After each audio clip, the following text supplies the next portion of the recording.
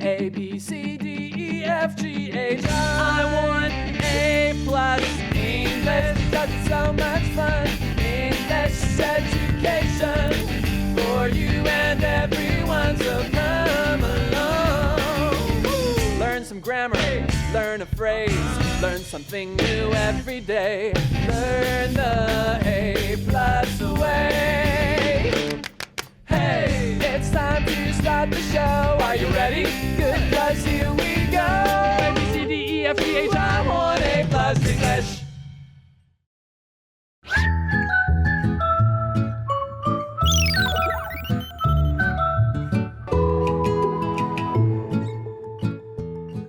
Hello everyone, welcome to A+ English. I'm Adam. And I'm Elsie. And Elsie and I, we just got back from the United States. We ate a lot of great food. Yes. We sat outside and we sat inside. And what was the most famous or the most delicious thing that you ate in the United States? Oh, I had great steak. Oh, yes. But to be honest with you, I kind of, miss Taiwanese food. Oh, okay. So you were homesick for different kinds of Taiwanese food. A little bit. All right. What's the one favorite food that you like when you come back to Taiwan after a long vacation? What's one thing that you love to eat? I love to eat owa swan. Owa swan. Me too. I like owa swan Really? too. All right. Well, we share that in common. But everyone, that actually brings us to our warm-up question about eating. It says, do you like eating inside or outside more? Why? Okay, if the weather is nice, if it's not too cold or not too hot, I like eating outside more. Oh, okay, yeah. What about you? Yeah, I agree with you. If the weather is cool and it's not too hot or too humid, I enjoy eating outside and having a nice glass of wine or a nice iced tea outside in a nice afternoon or a nice evening. Yeah, and I like it because I can watch people coming and going. Oh, yes. People watching is so much fun when you're eating outside. Yep. So you guys, what do you think? Do you like eating inside or outside more? And why? Well, today we are going to jump into our article, and our article is about the same thing. It's about eating outside. Let's take a look.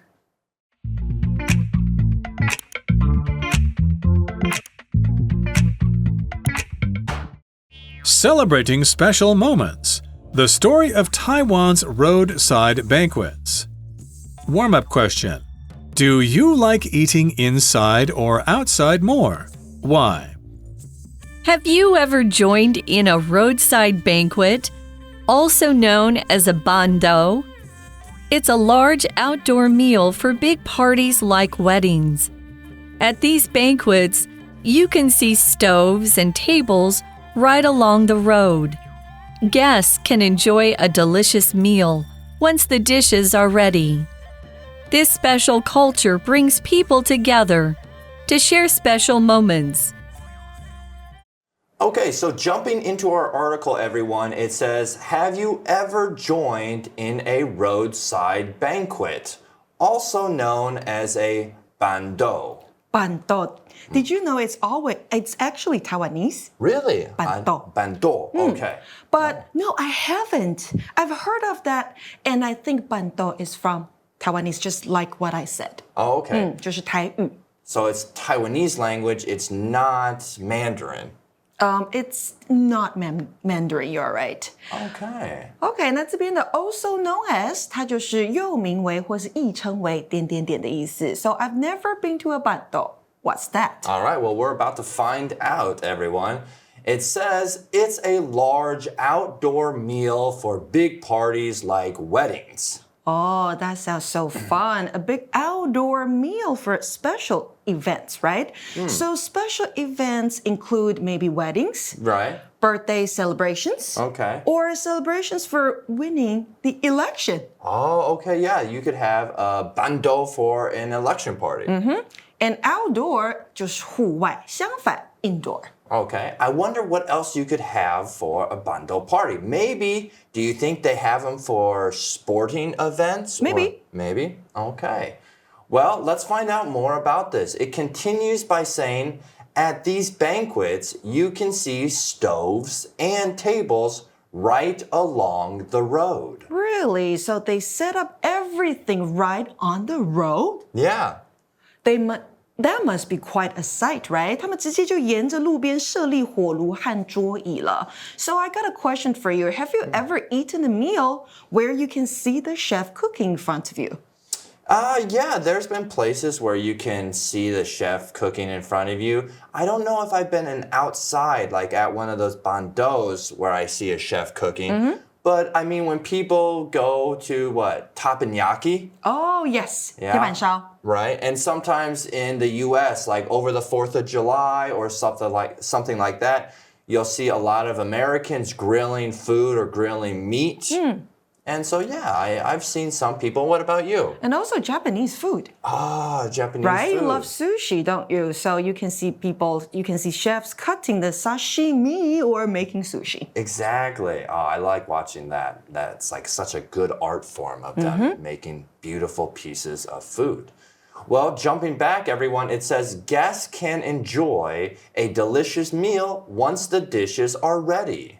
I bet the food is amazing, freshly cooked right there in front of your eyes. I know, man. You're making me hungry right now. All right, well, learning more about this, it says this special culture brings people together to share special moments. That's really nice. It must be a great way to bring people together and celebrate things together.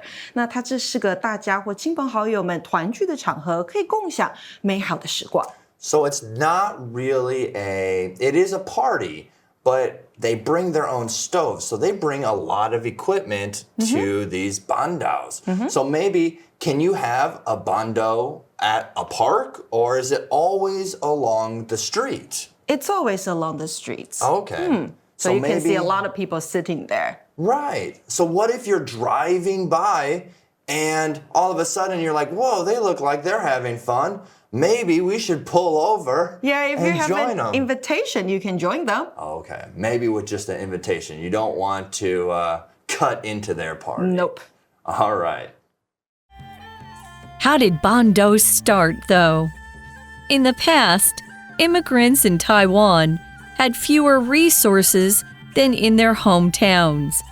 So people prepared food with their neighbors' help. By the 1950s, cooking easy banquet dishes for people became a job. Later, during the 1960s and 70s, the banquet business became popular. Getting back to our article, we see the question, how did bandos start though? How did it start? I'm curious too. So how did it all begin? Well, let's read on. It says, in the past, immigrants in Taiwan had fewer resources than in their hometowns. Immigrant 这个名词就是外来移民的意思哦。So they didn't have much when they first came to Taiwan. Yeah, they didn't have much money. Maybe they didn't know that many people. And so when they came, it kind of maybe developed. Well, finding out more, it says, so people prepared food with their neighbors' help. Oh, so they basically helped each other. Right. Okay, that's so community driven, right? Helping each other out with food. Have you ever borrowed food ingredients from your neighbor before? When you were in the States? In the States, that's a good question. It doesn't really happen here in Taiwan, especially in Taipei. Okay. Well, I mean, you see in the movies, in kind of U.S. movies, that a neighbor will go to another neighbor's house and say, hey, may I borrow some sugar? Or may I borrow some bread? But I don't think I've ever borrowed food or spices from my neighbor. And especially with today, now that you have Uber Eats and all that stuff, I don't know if you... It's so convenient, Yeah, right? I don't know if you would anymore. So speaking of Uber Eats, which do you prefer, cooking by yourself or with others, like your family or friends? Or you actually prefer food delivery? That's a good question. It's two parts, right? If you have time, then I think cooking for yourself and for others, for your family and friends, is fun. You can cook, you can have people help you while you're cooking. And if you have nothing to do or you have something planned that day where you can get together. Now, if you don't have that much time, if you're running to work or running to school and back and forth, then yeah, Uber Eats and Food Panda and those type of meal services are, just as good when you don't have that much time. But jumping back into our article, let's learn more about this banquet cooking and how it also became a thing. It says, by the 1950s, cooking easy banquet dishes for people became a job. Interesting. So it turned into a profession around the 1950s. Right. So you could be a professional, maybe banquet cooker or a bandai chef or something like that. Reading on, it tells us later, during the 1960s and 70s, the banquet business became popular. I can see why. It must have been a hit for all kinds of celebrations. Yeah, I mean, if you're having a graduation party, if you're having a sports party, if you're somebody's having their first baby or wedding, you get everyone together, you have a couple drinks, and then you have, people cooking different kinds of dishes. Because you have the stove right there. Right. And I don't think it would be maybe as expensive, right? Right. It's not as expensive. And also you can see some performances. Oh, really? Maybe going on in those banquets. Okay, like what kind of performances could you see? Maybe singing performances, maybe dancing performances. Okay. Yeah. Yeah, because you would think now in Taiwanese culture, there's a lot of KTV, right? Yes. And you sometimes hear people bringing their little KTV music box and they could be singing while they're enjoying this awesome banquet that's going on in the street. Yes, so tomorrow we'll learn more about bantou. Oh, I'm excited. Now we have to take a look at our vocabulary. All right. 今天的第一个单字呢是 wedding 这个名词，指的是婚礼。那在婚礼当中呢，你可以看到很多不同的东西或是人，像是呢 a wedding cake 指的就是结婚蛋糕。那这个新娘穿的 wedding dress 那就是婚纱。还有呢，你要去参加人家的 wedding， 你必须要有 invitation， 也就是喜帖邀请卡。那还有呢，你要带到婚礼上去的会是一个 present， 一个礼物。不过在台湾的婚礼，我们要给的是什么呢？我们要给的是 red envelopes， 也就是红包。那单字例句给的是呢 Winnie is getting married. She will invite her family and friends to her wedding. Winnie 就要结婚了，她会邀请亲朋好友来参加婚礼。在第二个单字是名词，好，一样也是名词 stove。这个字呢，指的是用来炒菜的炉子或是火炉。那你要炒菜的时候，你要打开瓦斯，对不对？我们就会说 turn on the gas。那以前呢，那个炉火是用柴烧出来的，所以它叫做 wood stove。那单字例句给的是呢 make sure you turn off the stove after you cook to avoid fire。煮完饭之后呢，确保你有关火，以免发生火灾。那再来第三个是 culture 这个名词，代表的是文化。你学英文呢，也要了解西方国家的文化，对不对？比如说呢 American culture 美国的文化，或者是 British culture 英国的文化，你都需要了解的。那如果是台湾的文化，像是我们板豆就是一个台湾的文化，那就是 Taiwanese culture。那流行的文化呢，我们可以用 popular 来形容，或是简称 pop。好，那你就会听到的是 pop culture 流行文化。那单字例句给的是呢 Emma loves experiencing different cultures when she travels abroad. Emma 出国的时候呢，她喜欢体验不同的文化。你再来这个单字是 hometown 这个名词，代表家乡，代表故乡。你会发现中间你把它切一条线，左边会有 home， 后面会有 town。Home 是家，对不对？那 town 就是城镇，所以合在一起就是家乡故乡。那另外呢，你如果在 home 的后面加上 sick 这个形容词的话 homesick 指的就是想家的、思乡的。那如果是字尾 less 出现 homeless 那就是无家可归的。那单字例句给的是呢 My hometown is 台南 but I moved to Taipei to study last year 我的家乡在台南，但是我去年搬到台北去念书。那最后来到 Magic Box 的部分，我们看到 once 这个连接词，它代表的是一点点点就点点点，也可以用 as soon as 这个片语来说哦。For example, once I get home, I'll give you a call. 我一到家就会打电话给你。这一句你也可以说 as soon as I get home, I'll give you a call.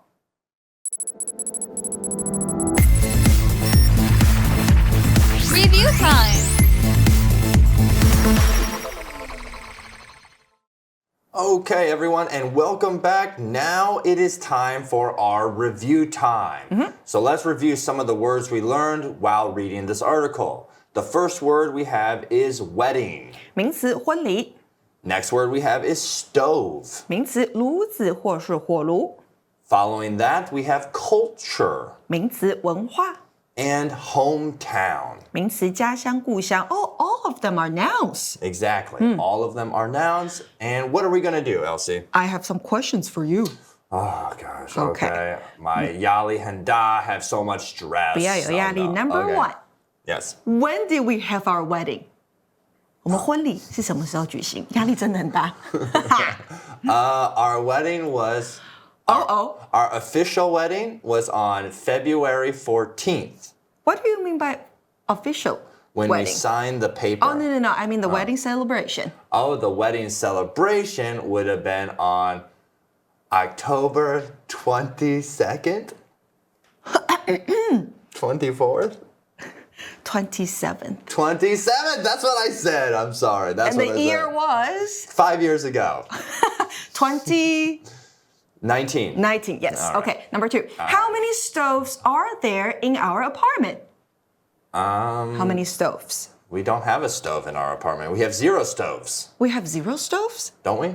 No, we have 1 stove. What? We have 1 Okay. stove. Okay. Question number 3. I'm not doing very good, I think, in this. Okay. What's the difference between American culture and Taiwanese culture? How about you talk about the most obvious difference? Well, from living here, we have a lot in America. We have a lot of restaurants that will have outside areas where you can eat outside and you can go outside and there's sitting areas outside. But here in Taiwan, being so hot and I think very humid, a lot of your restaurants and cafes and joe bars and bars are inside. And you don't really have that outside-inside mentality. So that would be a huge culture difference in regards to that. Okay, here's the last question. Where is your hometown? My hometown, let's see, let me throw it back to you. How about this? Where is my hometown in the United States? Your hometown is Omaha, Nebraska. That's correct. Yes. Right in the middle of the United States. Did you see how quickly I answered your question? You're better at remembering things than I am. 好啦，那今天的节目就讲到这边咯。如果你想观看更多精彩的内容，请你到 YouTube 搜寻 A+ English 空中美语，也别忘记按赞、订阅、开启小铃铛哦。那我们就明天见了 ，See you tomorrow， 拜拜。Bye-bye.